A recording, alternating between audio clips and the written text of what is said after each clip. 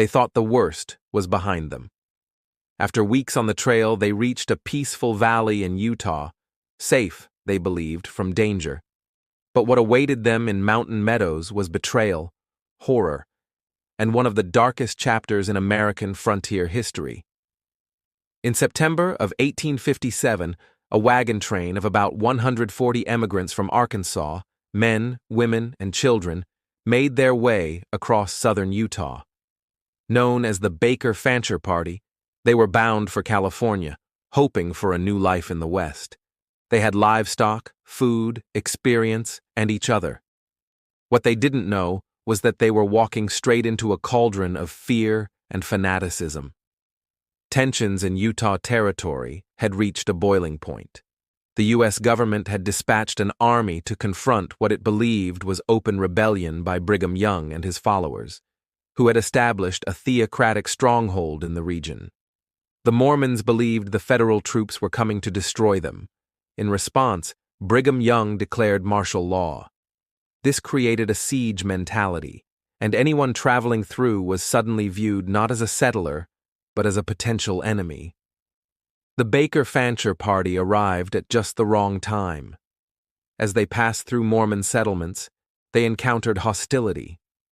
Locals refused to sell them supplies.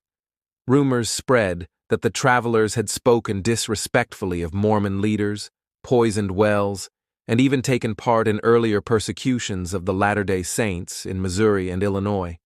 Whether any of this was true didn't matter. The seeds had been planted. The wagon train camped in a grassy basin known as Mountain Meadows, unaware that they were being watched. On September 7th, gunfire exploded at dawn. The emigrants took shelter behind their wagons. They had no idea who was attacking them.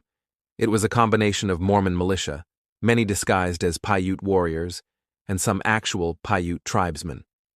The siege lasted for 5 agonizing days. The emigrants dug in, running low on water and ammunition. They sent out scouts for help. None returned. And then, when their defenses were crumbling, a flag of truce appeared. John D. Lee, a Mormon militia officer and local leader, approached with a chilling offer. If the emigrants disarmed, the local militia would escort them to safety. Exhausted, sick, and surrounded, the Baker-Fancher Party agreed. One by one, in small groups divided by gender and age, they were led out of their fortification by armed escorts. What happened next is one of the most horrific betrayals in American history. A prearranged signal was given. The armed escorts turned on the emigrants and murdered them in cold blood. More than 120 men, women, and children were gunned down or stabbed to death in the dust. Only 17 children under the age of 8 were spared, too young, the killers believed, to remember what they'd seen. The bodies were left where they fell, scavenged by animals and sun-bleached in the days that followed. Afterward, Mormon leaders scrambled to control the narrative. Officially, the massacre was blamed on the Paiutes, but even in a world without social media or national news, the truth had a way of surfacing. Survivors, mainly children, later told what really happened. Soldiers who arrived at the site found bones scattered across the meadows. They built a rock cairn as a memorial, one that was mysteriously torn down several times. In time, the government launched an investigation, but justice moved slowly. Brigham Young denied involvement. Many militia members vanished or kept quiet. Only one man was ever held accountable, John D. Lee. He was excommunicated by the church, tried, and eventually executed by firing squad in 1877, shot at the very meadow where he had helped orchestrate the killings.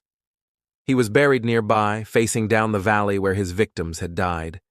Today, Mountain Meadows is a place of quiet grass and rolling hills. A stone monument marks the site, and the names of the victims are etched in memory. But the land remembers. So do the descendants of those who perished, and those who pulled the triggers. The massacre is a brutal reminder that even on the road to hope and freedom, hatred and fear can poison the path. And sometimes, the greatest danger comes not from the wilderness, but from those who pretend to offer help. Thank you for listening to Deserted Trails. If you found this story worth remembering, consider subscribing for more true accounts from the forgotten frontier.